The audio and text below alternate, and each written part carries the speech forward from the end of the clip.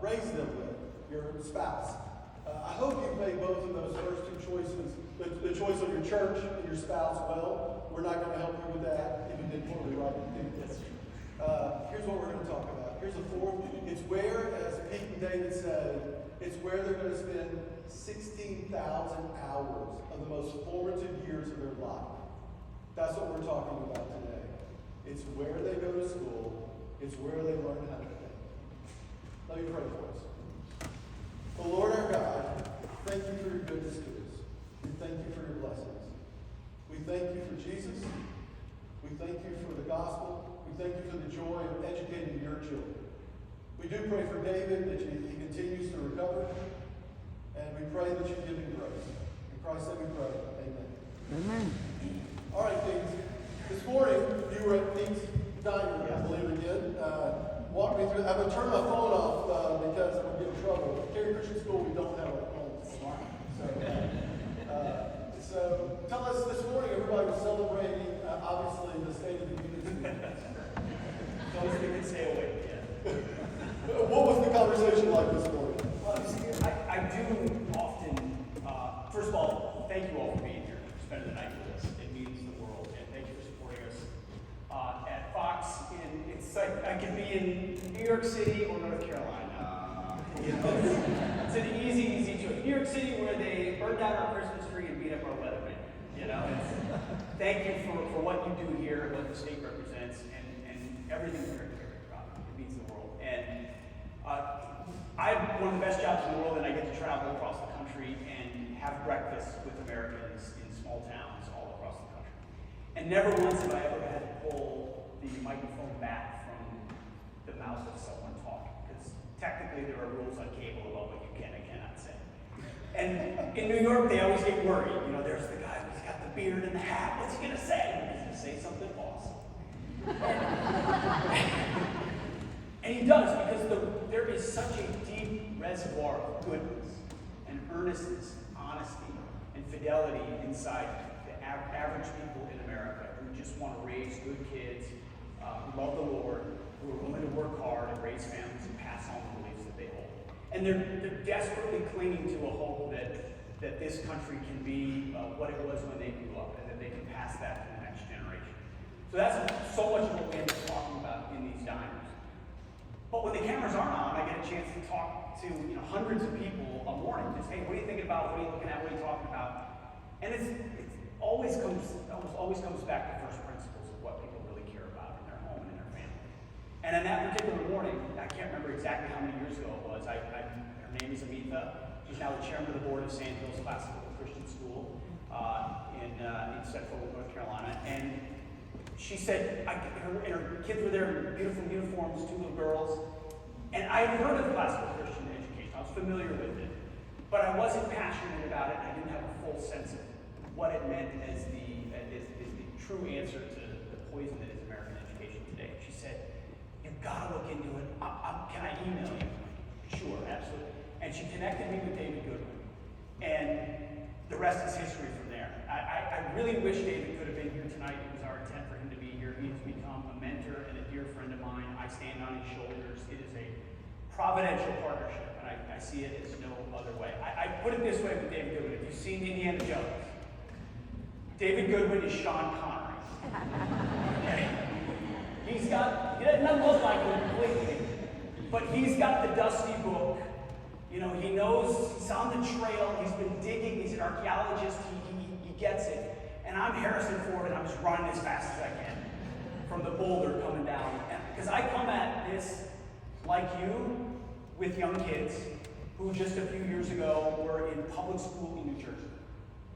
And you could see it coming down the track. Listen, I grew up in public school. I'm sure many of you did. My dad was a public school teacher, gym teacher, the whole high school basketball coach. My mom stayed at home with us. And I pridefully said, I want my kids to go to public school. It's good enough for me, it's good enough for them. I'm a blue-collar kid. I want them to be a part of the community, go to the local public school, be salt and light, face the challenges. That was my working assumption all the way through.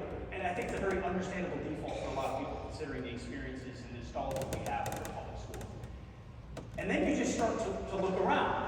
And what we talk about in the book, in the first couple of chapters, is what we describe as the COVID-16-19 moment, which is that moment when COVID came on the scene and the classroom came into your home on a laptop on Zoom.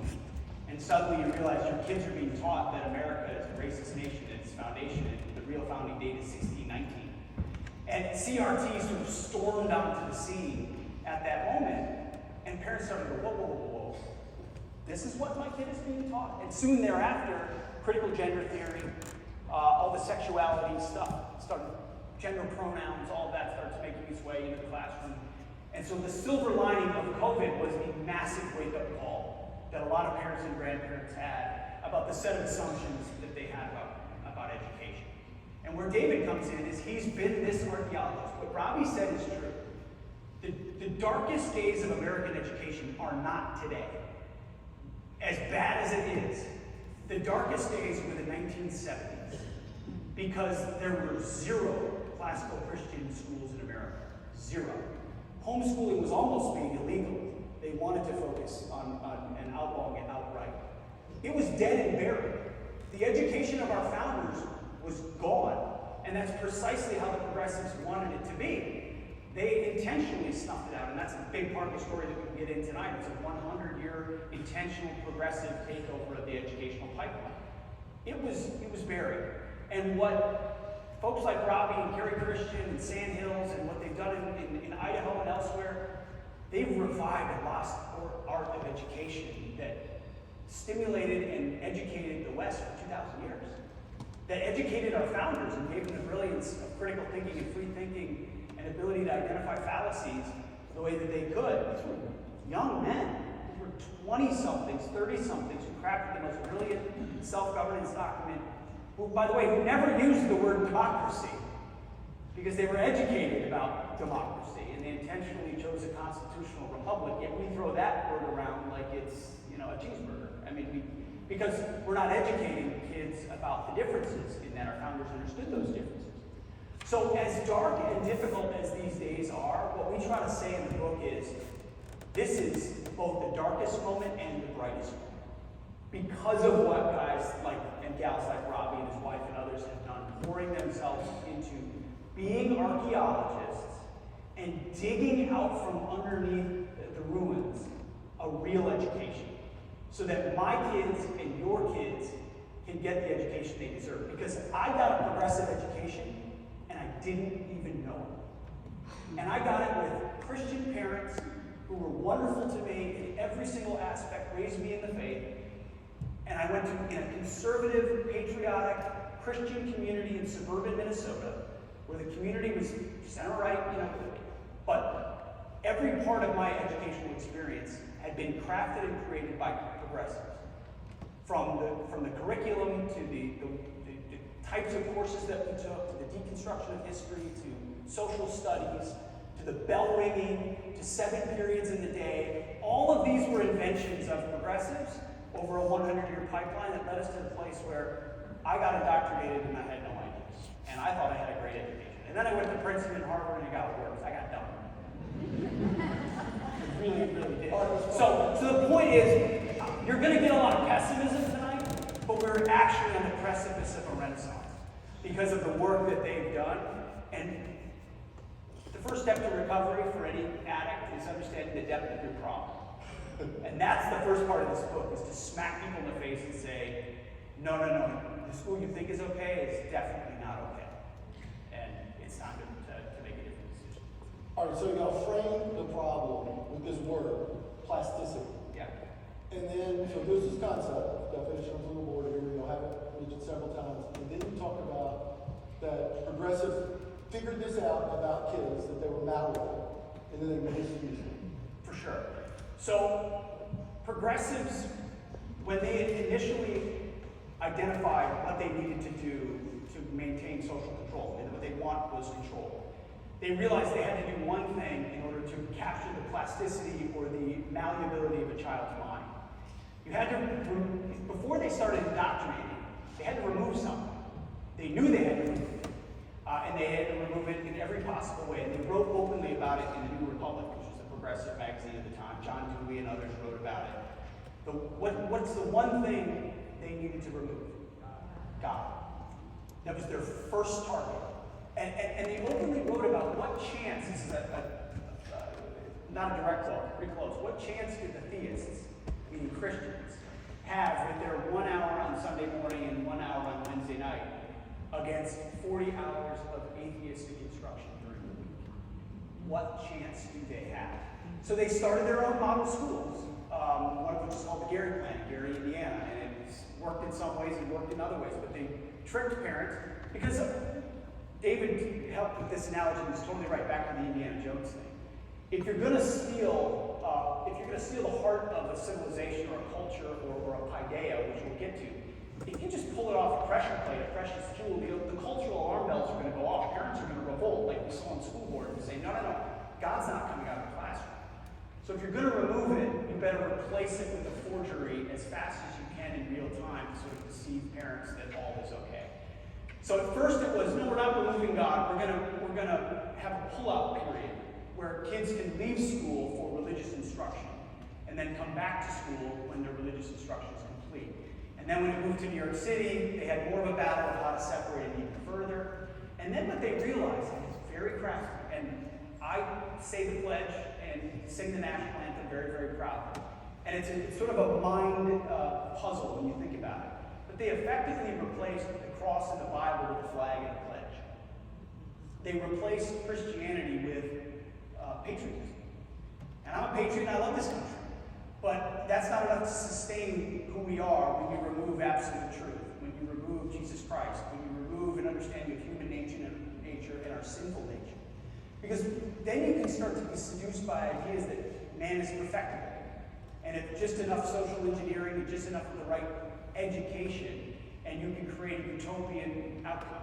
And when you meet all the characters in this 100-year progressive takeover, to a man and to a woman, they're all atheists, Marxists, and communists.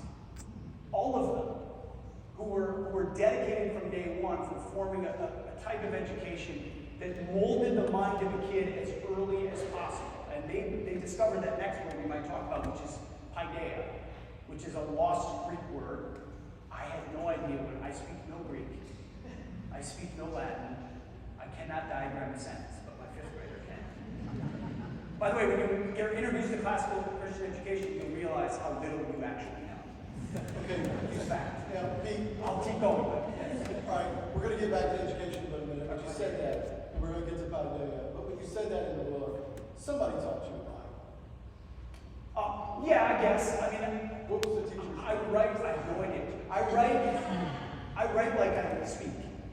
So the only way I learn how to write, honestly, is by, okay, I feel like I know how I want to say it, so I'm going to write it how I want to say it. And then over time, people taught me how to remove words that were redundant and did not talk in the passive tense. But I'm not trying to, best friend, I sound like Joe Biden, not joking around here.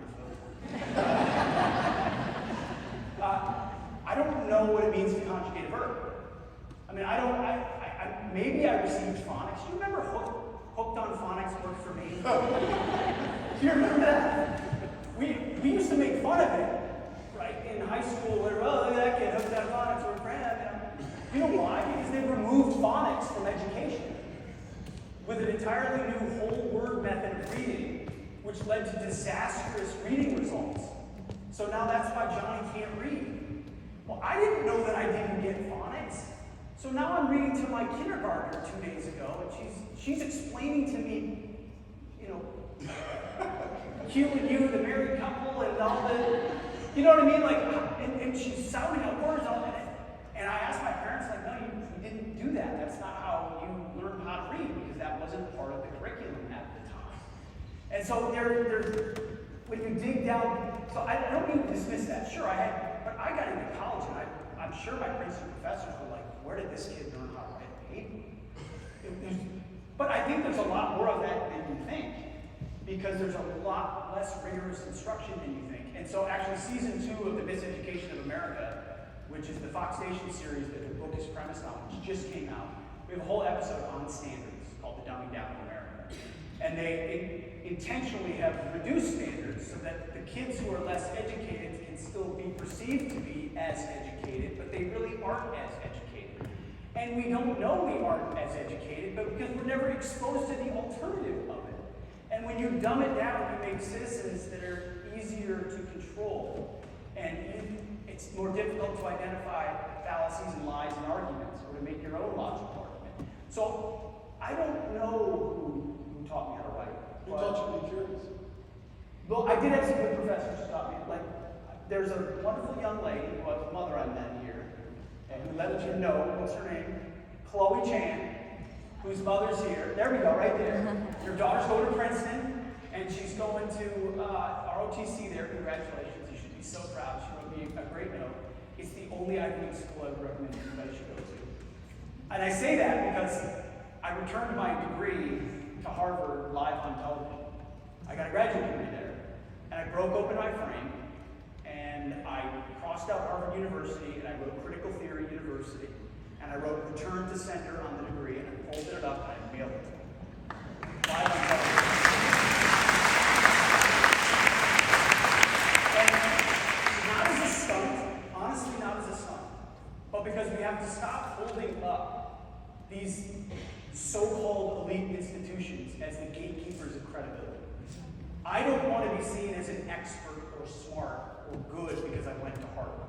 If anything, my default is, if you went to Harvard, you probably think men can get pregnant. And therefore, you're not allowed to be an expert. They're poisoning the minds of the so-called elite future classes and creating precisely the kind of culture we do not want, so let's stop elevating it. Now, Princeton is a counterexample. Still lunatic land on a lot of levels. But Robbie George is a professor at Princeton who's a constitutional law professor. And what he's done is what I think graduates of classical Christian schools are going to be able to do in universities and institutions for decades to come, and it's going to change those institutions. He created the James Madison Institute for American Ideals and Institutions. I was a sophomore when he started it. He was a mentor of mine.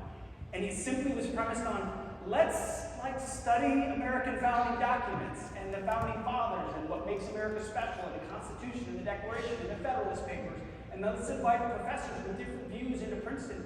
Over time, I interviewed him 2 years ago for Fox and Friends. There are 25 open, conservative Christian professors at Princeton University, which is a small number compared to, but the difference that core makes in changing the discussion and the dialogue on campus on who gets invited and whether conservatives are welcome and whether Christians have a part of that conversation is a huge difference. So there is hope, but you can't be salt and light. Your daughter probably would not be prepared to be salt and light at Princeton had she received a run-of-the-mill I call it a survivor education. I'm a survivor of public education. I stumbled my way through 35 years of my life, making wreckage of a lot of my life. And when I step back from it, I don't blame my parents at all. Well, you talked about it at the beginning, Rob. It was because I came out of high school with a Christian veneer but a secular core. Because I was living in different worlds. I was living in a Christian home with a church that was not connected to the school and not in the community, and then a school that was totally disconnected from all of that. So I lived in all of these worlds, and I was the stimuli I actually responded to. It was the secular progressive education that I received and all the bells and whistles that came with it. And so when I was forced to sort of live out and defend my faith and my politics or my philosophy, I gave on a lot of things and then stood on others, and it was inconsistent.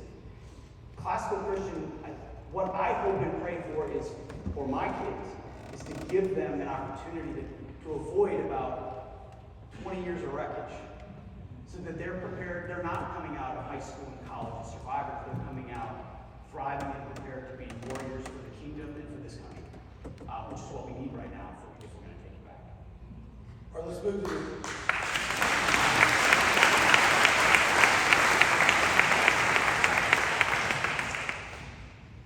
so let's look at the idea of paideia, and I'm going to read something from the book. Americans were proud to see the images of Afghans, including women, holding up their purple stained fingers as they went to the polls to elect their new government. Democracy had arrived in Afghanistan. Girls were going to school, women were working in government jobs, and religious fanatics were relegated to the hinterlands of the country. Except, as I saw firsthand in 2011, and the world saw 10 years later, in the summer of 2021, it was all a mirage. None of it was real. It was a house of cards destined to collapse. Why? Yeah, we use that comparison of paideia across cultures. We talk about the American paideia. Every culture has a paideia. The Afghans have a paideia. It is the enculturation or education of your youth. It's the value of the good life imprinted on the hearts and souls of our youngest kids. More or less, most of your formation of a child happens before the age of 12 or 13. What they believe, how they speak, what they value, the traditions they want to honor reflects it. Which is why, by the way, the progressives target that so aggressively, because if they can get kids at 7 and 8 saying gender is a social construct and I'm not a boy or a girl, that becomes the water in which they swim, and it becomes very difficult to change that view of the world later on. So the Afghans had a paideia. It's not my cup of tea, but we came in and tried to imprint something else on top of it that their paideia effectively rejected. If we wanted to change that paideia, we would have to dive in for 100 years through the educational pipeline and intentionally turn it on its head to create, 100 years later, a generation of kids who saw the world completely different. That's exactly what the progressives did in America. 100 years ago, we had what was called a Western Christian paideia, effectively the paideia of our founding. And again, paideia has no direct translation, kind of means education of youth or enculturation, passing on of your traditions. And because we've lost Greek and Latin, we've lost a lot of understanding of sophisticated words like that. David introduced me to it. But the progressives knew that word, they wrote about it. And they understood it in the context of plasticity of paideia. And that if you can start to educate young people a fundamentally different way, you can change their actions they take later on. One of the examples we use is a suffragist from the 1870s, and her name is escaping me right now, but it'll come to me. She was a socialist, and she really wanted to end alcohol consumption and distribution in America. And she started by putting a third grade curriculum in loosely organized schools in the 1870s and 1880s. And it spread, and it demonized, drunkenness and all these other things that existed. What happened 30, 40 years later? We had a constitutional amendment banning the sale of alcohol. And progressives studied that exercise and said, politics is a futile exercise until you change the minds and the plasticity and the paideia of young kids. And God is our biggest impediment because we're utopians who want to play God. So we need to remove God and replace it with a different paideia.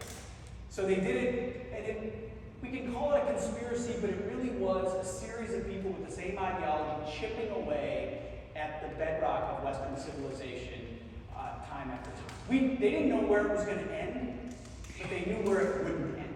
And it wouldn't end with Christ at the center and with the values of 1776 being celebrated. And this is where a theory like critical theory arrives on the scene. Critical theory started at the Frankfurt School in Germany in the 1930s.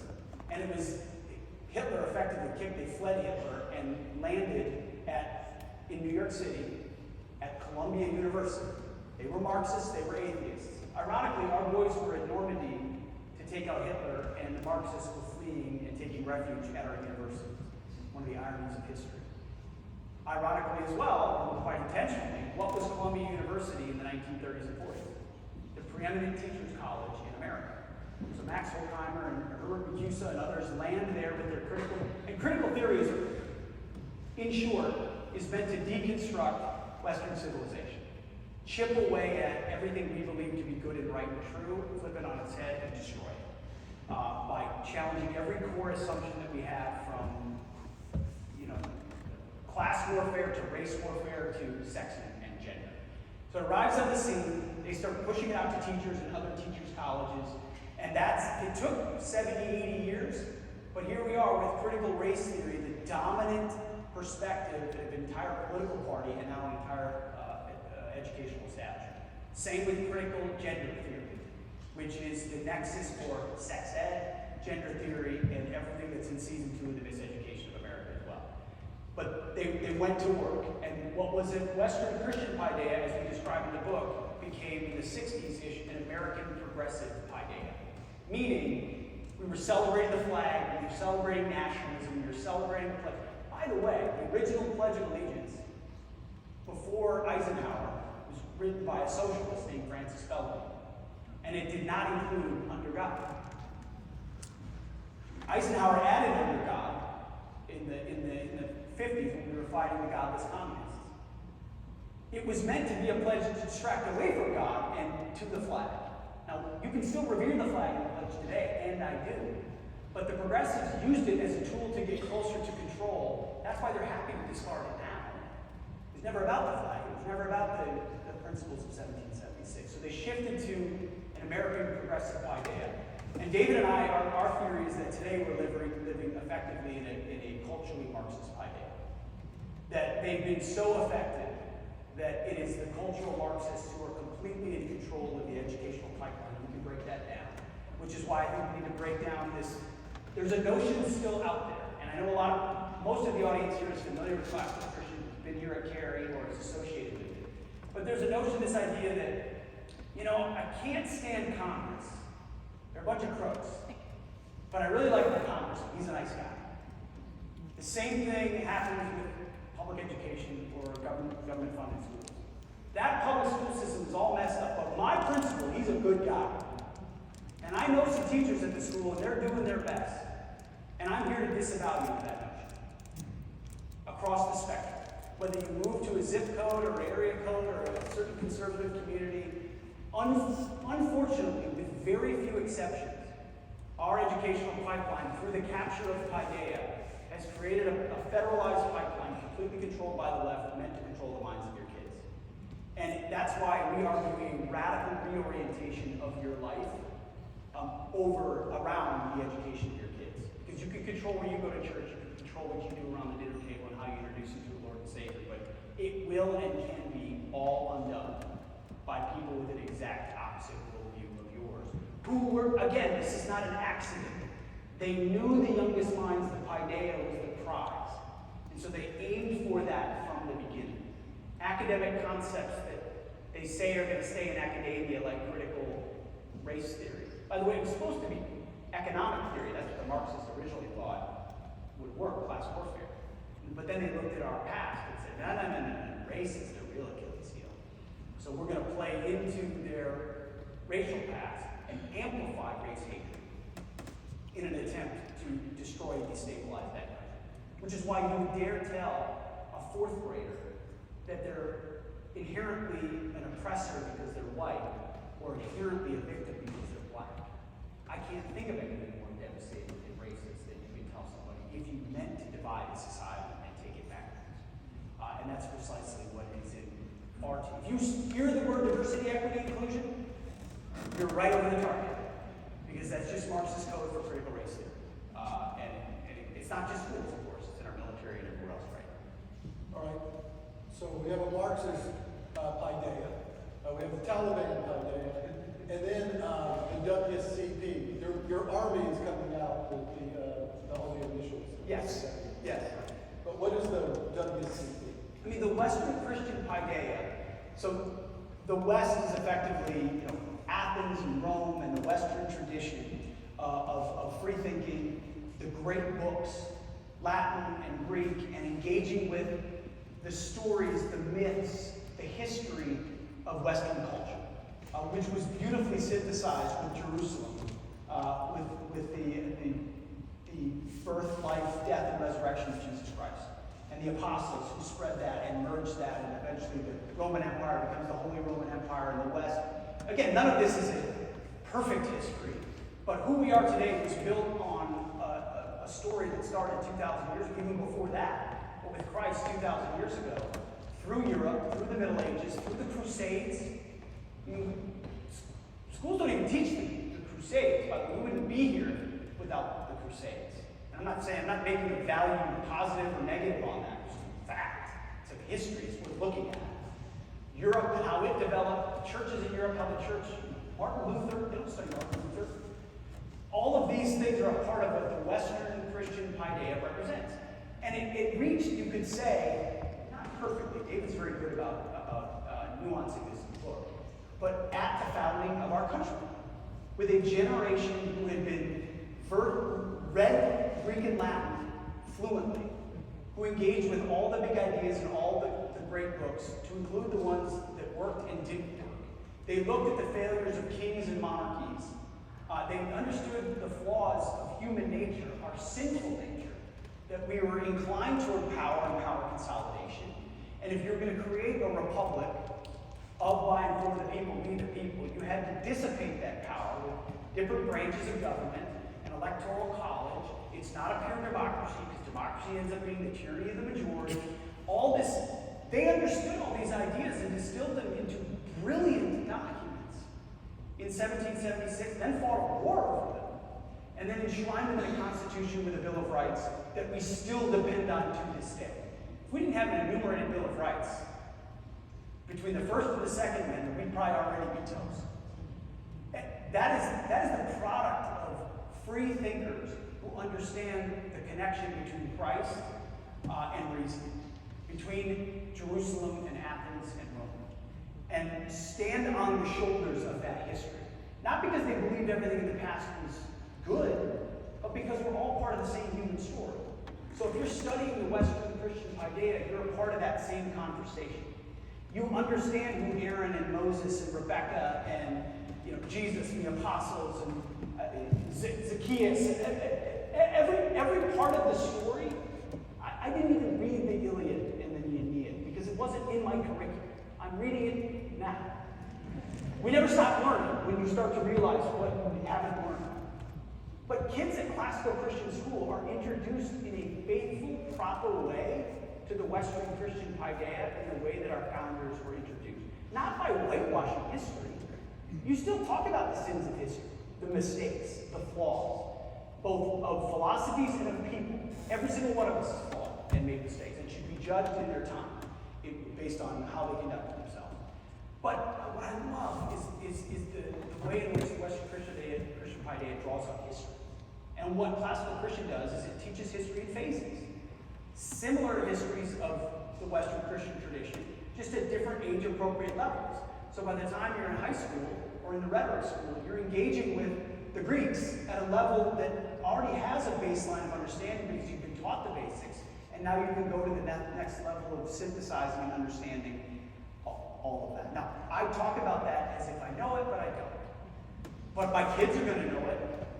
My kids already can speak and understand Latin and where root words come from because of that. That's going to prepare them to be writers and thinkers and speakers in a way that I will try my best to catch up, but I'm always going to play catch up. That's the Western Christian Paideia that progressives ran headlong into more or less in the late 19th century, early 20th century.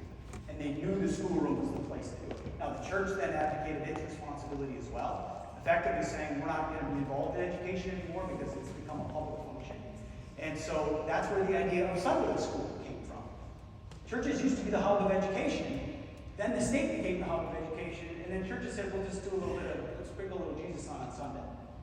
And it turns out that doesn't work so well. I mean, some institutions like the Catholic Church did a better job than others of preserving an educational system for many, many years, even though I think that's failing in significant ways at this point compared to a classical Christian education. So there's a lot to the story, but Paideia is this hidden word we rediscover. And our editor said, what are you doing talking about this Paideia thing? No one knows what it means. And that's, I think, what we try to do in the book, too, is respect the audience. Don't dumb down the topic. If you're interested in it, you're going to learn the history of our educational system and how they targeted it. And I hope you're prepared to advocate for it. So, your Harvard dissertation on STEM. Oh, I want to talk about that so bad. Foolishness, you said. Yes. All right. This is the battle I fight every day. Help me win this battle. There's a push for our school to become a STEM school. What do I say? If they had your dissertation, I don't want them to use it against me.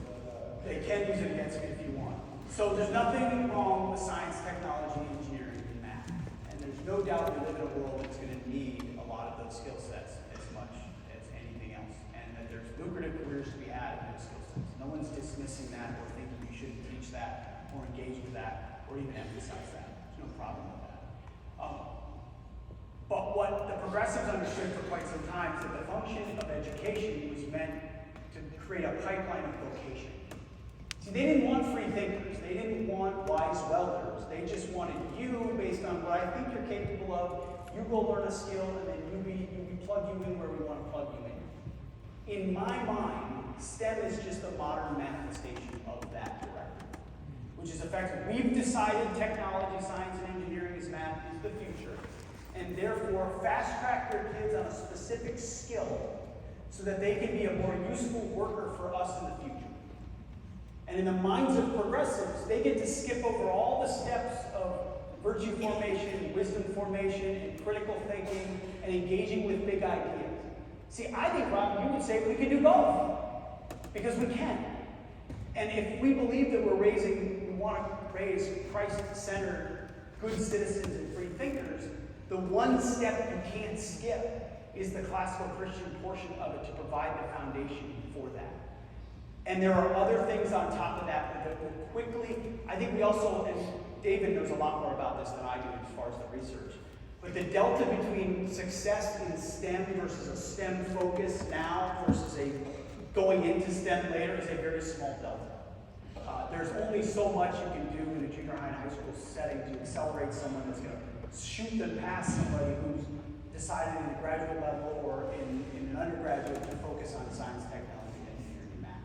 But they want you fast-tracked on that because that's the new shiny object that education is focused on. It's just like Common Core or social emotional learning. There's always a new fad that the educators tell us we need to focus on that's going to fix all our problems, and every fad moves us over here away from the stuff that worked, that forms the soul and core of our kids. The basic, and it really does come down to the basic reading, writing, arithmetic, and critical thinking that kids are being robbed of in the vast majority of our schools in America today. So yes, when I was at Harvard Kennedy School, like a good policy graduate, I wrote my thesis on STEM schools in Minnesota. I mean, because that was the groupthink of the place. And because I thought, okay, I was passionate about education. I always have been. My mom you read about her in the book, she's passionate about it and helping us through it. My dad was an educator. I've always believed that if you want equal opportunity in a society, in a free society, you can't choose what they're born into, who their parents are. You can't choose, a lot of things about how you were born and where you were born. But if you give a child an education, you give them a ladder and an opportunity up and out to succeed. It is the closest thing to equal opportunity that a free society can provide. The opportunity for someone through merit to educate themselves and move forward. So I've always believed it's the opposite of equity, which equity is, again, they always change the words to make it sound like something that you like, but it's actually the exact opposite. Equity is, the people on top need to come down and we're going to pretend like everybody at the bottom and everyone's going to be the same, and it's effectively Marxism and communism just papered over as equity.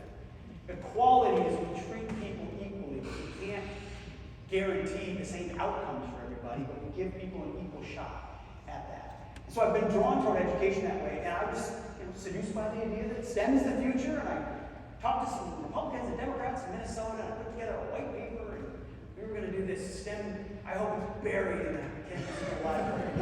Don't go look at it. But I say that because I'm like so many of you as parents or grandparents.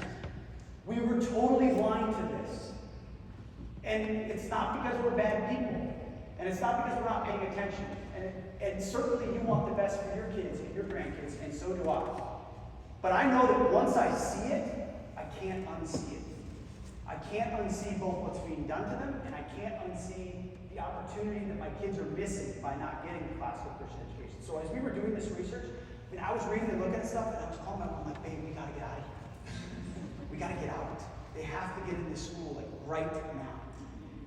And they've been in a classical Christian school for the better part of a year, and it is light bulbs going off in the minds of our 6th grade, 4th grader, 2nd grader, and kindergarten in the school in Tennessee. And I want it for every possible kid out there. So I'm not here to disparage, even though I use that voice, STEM education. It's important. But I think it oftentimes bypasses the formation and foundation that gives it. Two final questions. So you're saying these four virtues, reason or four habits, reason and virtue, wonder and beauty. If we teach our kids those four habits or skills, they're ready to take on the world. Yeah, I think so. I mean, that's what we argue in the book. And by the way, I would have you look at this board, reason, virtue, wonder, and beauty, and walk into almost any other school in America and find me a school that puts those words in the hall. Can't say beauty anymore. Beauty's in the eye of the beholder. It's your truth and my truth. What's beauty? You can't say something's good or not good, or beautiful or not beautiful, or not. Wonder's been stripped out of our classroom as we put them in a Prussian-style classroom and tell them this is what you read, and this is the curriculum, and this is how you're going to do it, and prepare them for a job. Virtue. Again, you can't talk about what's virtue. If there's virtue, it's virtue signaling. And if there's virtue, it's a flag, and it has lots of colors on it, not red, white, and blue. And reason is simply, I mean, it's been stripped out. Even the SAT, which was designed as a reasoning test, has been deemed racist by the College Board because certain groups don't have scores equal with other groups, and as a result, rather than fixing the inequities in education for those groups, you declare the test racist, strip reasoning out of it, combine it to the Common Core, so that teachers can do more regimented training to the test, so that those kids can maybe do better on the now modified SAT, and then maybe get into schools that they're not prepared to succeed in because they were never taught reasoning. If you can teach these things, I tell you this, if you go into a classical Christian school, one of the first places you should go is to the art department. And I've never been good at art, I've never really appreciated art, I mean I do now, but go to the art department of the 11th and 12th graders. You will be blown away by what these average, you know your kids, pretty average, I know mine, what these average kids are capable of creating when they're told your art is a reflection of God's beauty and God's creation. And this is a trained skill that you can learn to glorify God. And from the age of 2nd grade to 3rd grade to 4th grade, we're going to train you, teach you, and mold you to create beautiful art. And then we're going to tell you if your art is beautiful or if it's ugly. And we're going to help you understand those differences. And you look at and you're blown away. And I remember, I think I cut out construction paper for art in 11th grade. We didn't do art. And I did choir, but I was seen as very uncool for doing so. I mean, the things that are beautiful, the things that sound beautiful and look beautiful, we should appreciate that Christendom created for generations have been completely decimated and ignored. And so we think about Plato and Aristotle, Greek and Latin, but it's the things that you wonder about, the beauty.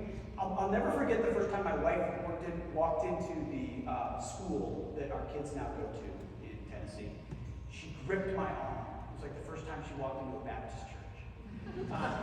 And as a Baptist boy, I loved it. But she gripped my arm. She was like, Pete, where are the primary colors? Where's all the splashy slogans and all that? Because in the schools that we went to, there were lots of primary colors and yoga balls and relaxation mats and all the gimmicks and the bells and the whistles for the kids with the this and the that and the this. And this school, and she was mortified. And then we came back a couple of months later when school was in session, and she made her halfway down the hallway and was in tears. Because you realize the joy, the wonder, the beauty is not on the wall, it's what's being taught in the classroom. And then the kids are challenged and engaged with these big ideas. They're challenged to do well. They're challenged to do beautiful things, to glorify God with their work. And they come alive. So it's the opposite of other schools that put the shiny object on the walls, but what's inside is effectively dead. And so David was the mentor that sort of pointed us in those directions. But if schools are focused on those, and then being faithful to their mission to form young students for Christ, then you're doing everything I think you can for those kids. All right, last question. So you're right, we can do both. We can teach habits, we can teach the Iliad and the Odyssey, and we can teach math and science. And our students are excelling, and they're getting the attention of the world. Our top students, I would take on our acceptance rate at UNC, which is tough to get into. I would put it up against any other school in North Carolina. We're getting students into Duke. We have had students go to West Point, Annapolis. We've been sent out to the Air Force Academy, the Coast Guard Academy. They're going everywhere. We have a student right now at the University of Pennsylvania undergrad. We have a student at the University of Pennsylvania getting her graduate degree. We have 2 students that went to Princeton last year. We have one going next year. So our best academic students the doors are being opened for them everywhere. Wherever they want to go, our best academic students can go. Should they go? And what should they do with those degrees? I think only you as a parent. That's a great question. You sent your Harvard degree back. I know. Don't go to Harvard. I know what I'm going to tell my kids. Let me step back first. Only you know your kids and your grandkids. Only you know if they're prepared to be salt and light. Only you know if they're going to swish around and try to survive and be seduced by the enemy in an entirely different way. That's what they're going up against in these universities. It is full-on onslaught, complete rejection of more or less everything that you have taught them in K-12. So don't have blinders on. Oh, I went to UNC or I went to Duke and I love the basketball team and I know some of the alumni and garbage. Your school and my school. I don't even know why we give to school. I mean, the only school you should give to is schools like this. 100%.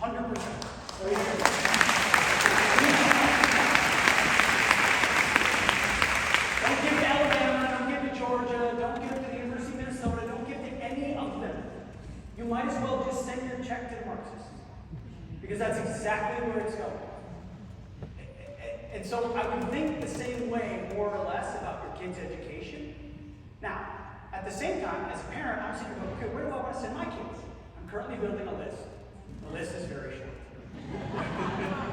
I don't know what the list is. In fact, I talked to David and Gene about this earlier. There is an organization out there working to effectively filter through and accredit or get a sense of the fidelity of higher education so that parents have a better understanding of the wilderness that is that. And there are more options than ever there too. So if you get informed, there are places other than just Hillsdale and others where you can send your kids where they can continue to be fortified. They're out there, again, more than ever. But I used to make the salt and light argument very adamantly. I don't think you can make it really in any meaningful way in today's high school and middle schools because most kids are not prepared to do that. And it takes an amount of deprogramming and at home that you shouldn't have to do. Rachel Campbell-Stuffy, who's my co-host at Fox and Friends, I'll never forget what she said when the school board protests were happening. She said, Pete, I got too much to do. Too many kids to be spending my night protesting against the school that I want them to educate them. Just stop. And I know not everybody can do that. I know that there's financial constraints, there's geographic constraints, there's parenting constraints. I get it. So not everybody can make that immediate choice. But if you can, make it. And so if you're a parent, just be very judicious about it. And I hope that the gatekeeper or the status that we hold for these elite institutions will continue to diminish and diminish rapidly. And that they'll be exposed for who they are. If you want to cheer for the football team, great. But other than that, there's almost no worth to any of these places. They are poisoning the minds of kids. And if you want to send your kids to go drink alcohol somewhere, just give them a beer tab or a bar. They'll probably get more wisdom there than they will from the political science department. So I just think the same intention that it can't just be your 18 will make a choice. Now they will go make a choice. And my kids are going to go make a choice too. But if I had $1 for every parent that I met at a diner across the country who came up to me and said, I sent a Christian patriot to college, and they came back a Bernie supporter that I don't recognize, I would be a very rich man. And I would posit to you, and this is not to indict anybody here, I really, really mean that, because we're all learning this in real time. That's a failure. That's a failure. Because I know I have one charge in my life and in my lifetime, is to try to pass to my kids. I'm ashes and dust.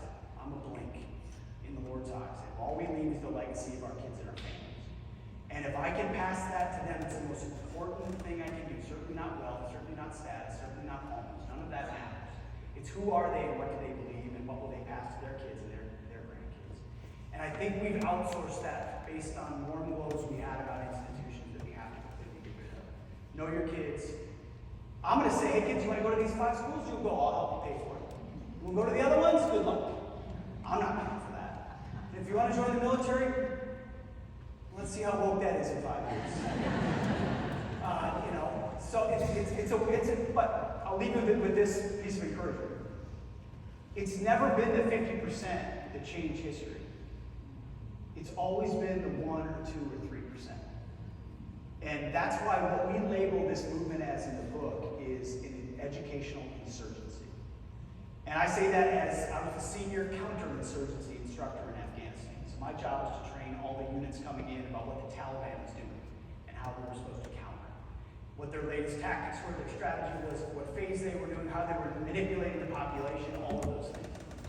Insurgency is the form of warfare of the weak against the strong, of the small against the big, of the nimble against the immovable object. That's who all of you are right now. That's who we are. We're in phase 1 of an educational insurgency. That if we gather strength, if we build the networks, if we start more schools, if we spend our money and our time to build those institutions, that the graduates of these schools go on to create teachers' colleges for classical Christian schools, or create other schools, that the next generation, you start to build on the 1, the 2, the 3%, that the world will be hostile to the graduates of this place, in one form or another. Our job is not to bend to that hostility, but instead build the kingdom here and build our families and our communities. That's what we can affect. And you use college and look at college as part of that pathway, not just the good luck, because 4 years later, we all might regret